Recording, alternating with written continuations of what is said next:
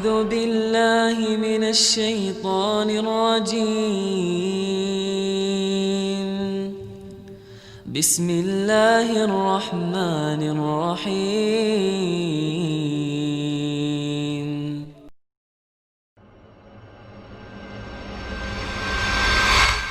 Kalau masalah Salafi Wahabi ini istilah, ya Allah, ini fitnah teman-teman sekalian.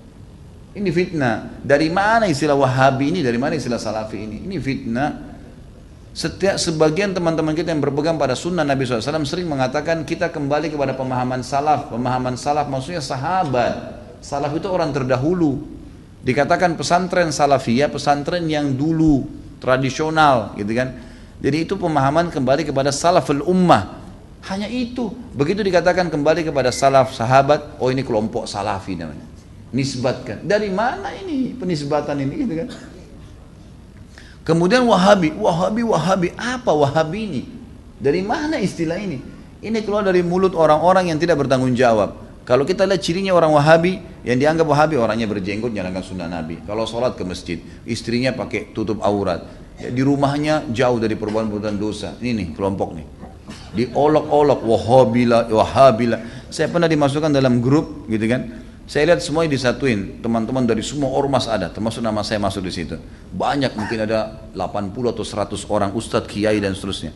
Baru saya masuk di situ saya sudah baca. Ini banyak ustadz-ustadz Wahabi, dimain-mainin gitu, tulisannya pakai O. Wahabila ini. Ini Wahabi ini suka tolak salawat, suka tolak zikir, suka tolak doa. Saya berpikir kalau saya mau tanggapin, ini 80 orang, 100 orang di situ, kemudian akan habis waktu saya menyita di situ. Sudahlah, saya keluar, minta maaf, saya nggak ada urusannya di sini, saya keluar.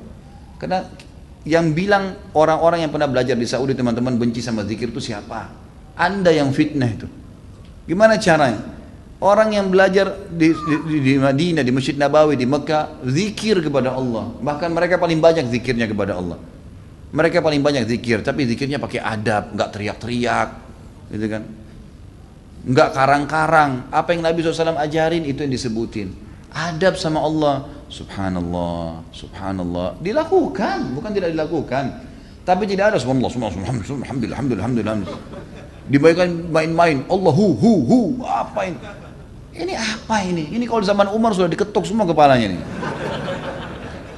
Ngarang-ngarang gitu kan. Oh ini benci sama doa. Siapa yang bilang benci doa teman-teman sekalian? Antum nggak dengar tuh bagaimana Syekh Sudes berdoa sampai hampir 1 jam kalau sholat kunut. Itu dikatakan tuh, itu pentolannya Wahabi katanya.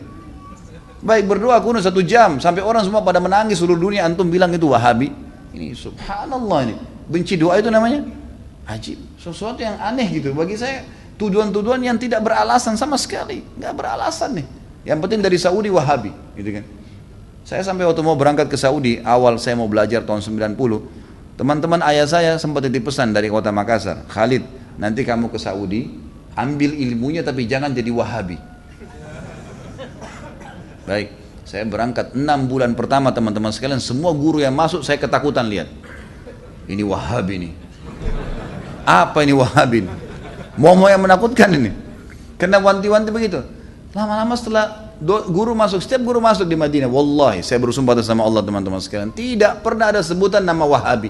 Saya tidak pernah dengar kata-kata Wahabi dari mulut mereka. Wallah, yang ada cuman qala Allah, qala Rasul. Allah berfirman, Rasulullah bersabda. Wallahi, saya sumpah di sini, di masjid ini memang begitu ajarannya.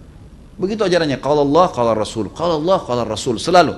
Atau diikuti dengan penjelasan Ibnu Abbas, sahabat, Ibnu Umar, sahabat. Nih pemahamannya mereka, ini pemahamannya sahabat tentang ayat ini, tentang hadis ini. Itu yang kita pelajarin.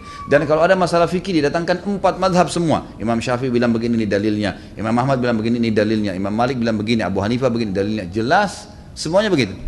Setelah 6 bulan saya berpikir, kok saya harus takut dengan orang-orang seperti ini? Ilmu semua disampaikan, gitu kan? Ilmu semua. Dan bagaimana mempertemukan antara ambil ilmunya, jangan jadi Wahabi. Bagaimana memahami?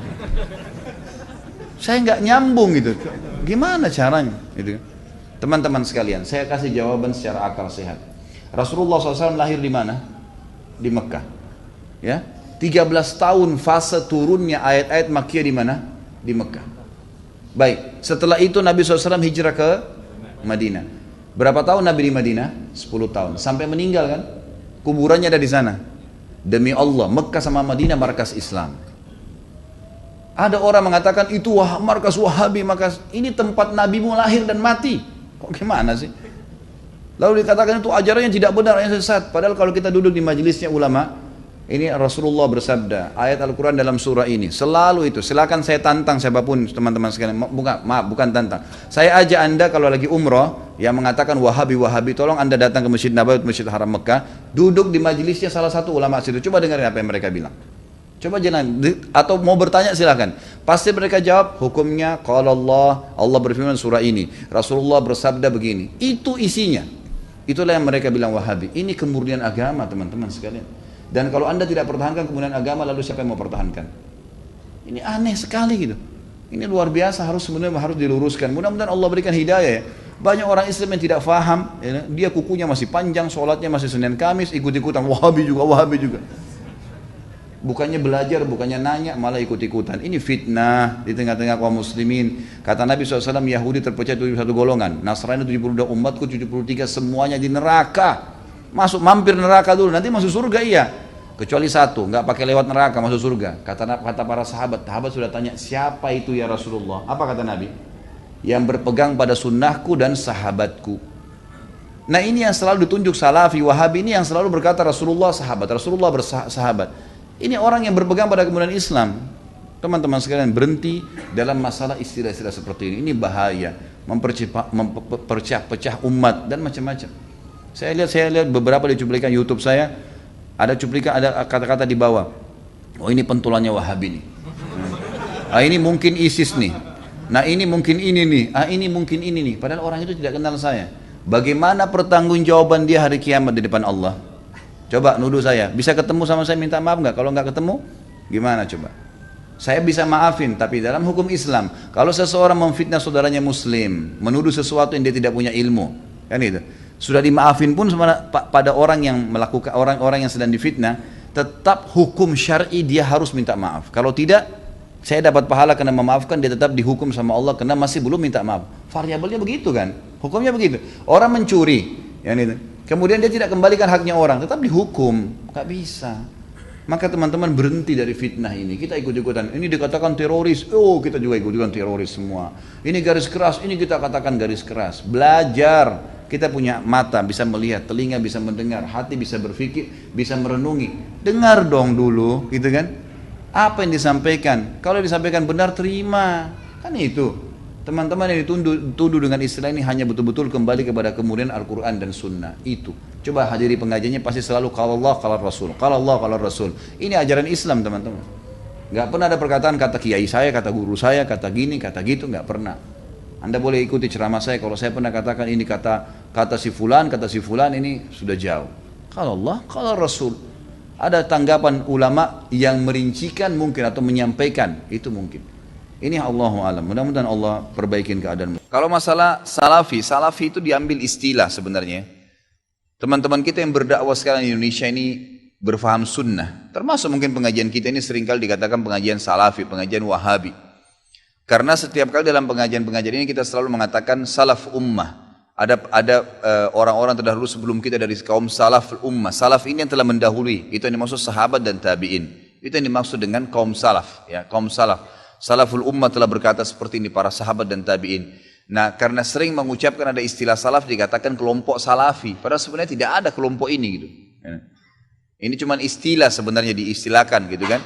Karena ada keluar kalimat itu. Kalau Wahabi ini sebenarnya dulu pernah ada pemahaman keliru ya di Maroko, berfaham diistilahkan Wahabi.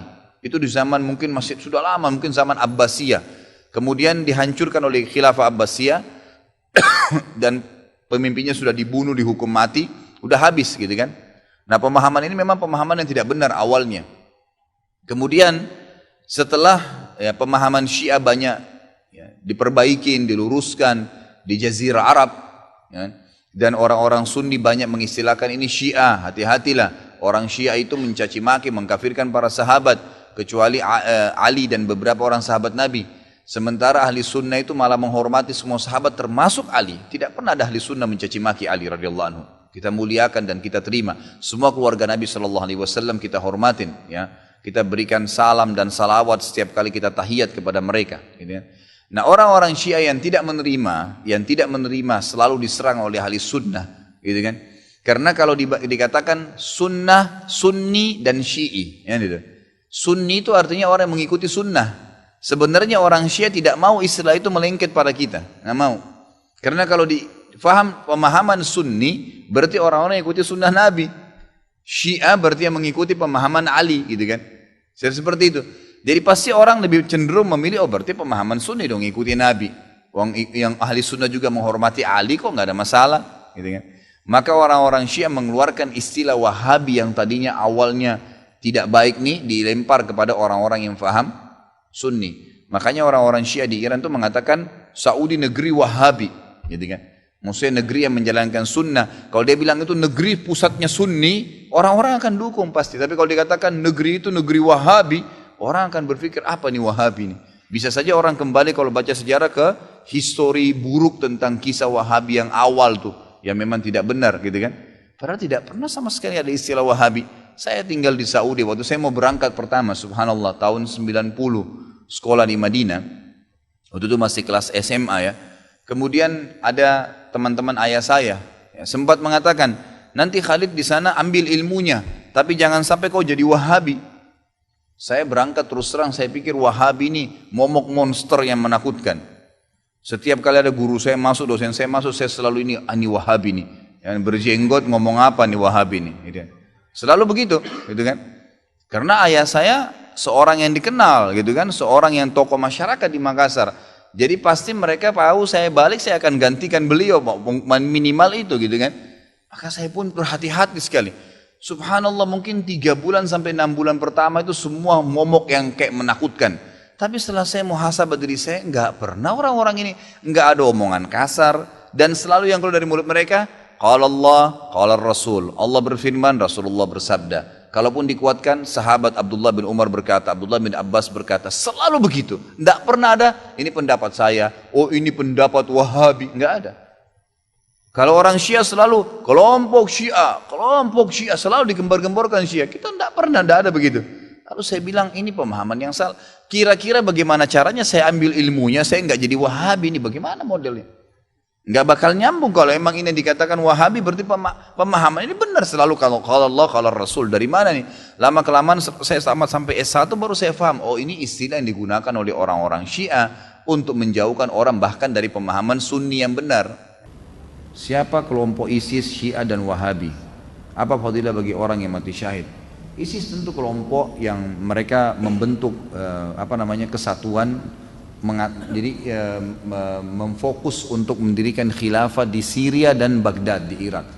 Jadi ISIS itu Syria dan Irak gitu kan, untuk mendirikan negara di sana dengan cara-cara yang mereka lakukan. Sampai sekarang yang saya temukan adalah para ulama menegur perilaku-perilaku mereka dari cara-cara untuk membunuh semua orang yang tidak faham gitu kan. Kemudian banyaknya hal-hal yang sekarang ini terbuka. Ada banyak tulisan-tulisan sekarang, artikel dalam bahasa Arab, foto-foto yang ditemukan.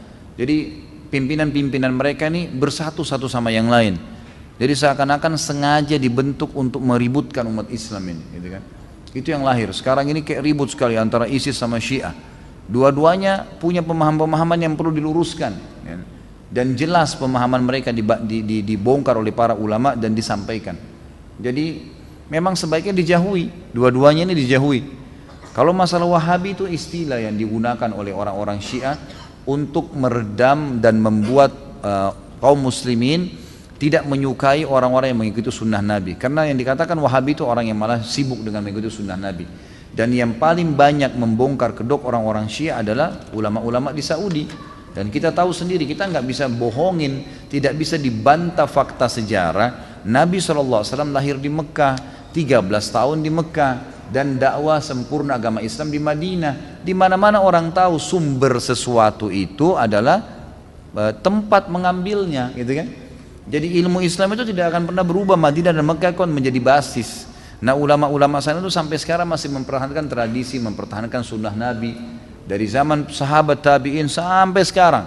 Masih mereka punya halaqah di Masjid Nabawi, menyampaikan hadis-hadis Nabi, meluruskan kesalahan-kesalahan. Dan yang paling banyak membongkar kedok Syiah, ya, dan ini juga kelompok ISIS ini adalah ulama-ulama di Saudi. Maka mereka disorotin. Nah, disorotinya supaya jangan cuman ini saja yang dibongkar kedoknya, mereka juga menakut-nakuti umat Islam ini ada Wahabi nih. Wahabi itu apa? Orang-orang garis keras, fundamentalis lah, teroris lah, dan segala macam istilah, gitu kan. Kalau saya sih nggak usah terpengaruh dengan itu ya. Kalau saya yang penting kita menjalankan sunnah Nabi. Allah Subhanahu Wa Taala sudah mengatakan dalam surah Shaf, Allah akan memperlihatkan agamanya walaupun orang kafir, orang musyrik nolak, kita tetap komit menjalankan, sudah selesai.